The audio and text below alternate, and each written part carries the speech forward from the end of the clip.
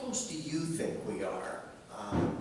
I've been talking about this now for a couple of years, this notion that, you know, the pathology starts 15, 20 years prior to the symptoms of dementia, and that it would change science and it would change advocacy if we knew who in this room had the pathology of Alzheimer's going on, but was still doing fine, functionally going to work, picking up their drugs, and doing okay.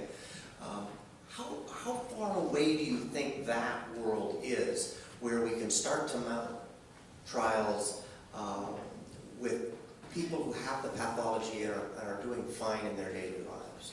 Today. So that's upon us. There's a big clinical trial that's literally just starting this spring, headed by Risa Sperling at the Mass General, called the A4 trial. So this is a trial where perfectly healthy people get an amyloid PET scan, and if you're positive, then you get either on placebo or on one of these anti-amyloid drugs. And then you get followed over the years to find out what happens to you. So that era is upon us now.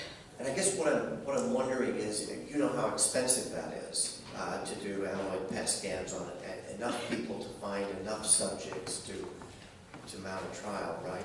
Are there, what's the next wave that you could imagine where we could identify the at-risk individuals, the at-risk for the dementia, people with the pathology? People to get? Yeah, great question. So we're getting better and better at these biomarker tests. I only gave you sort of a quick snapshot of what's currently available, but there's a lot of active research going on.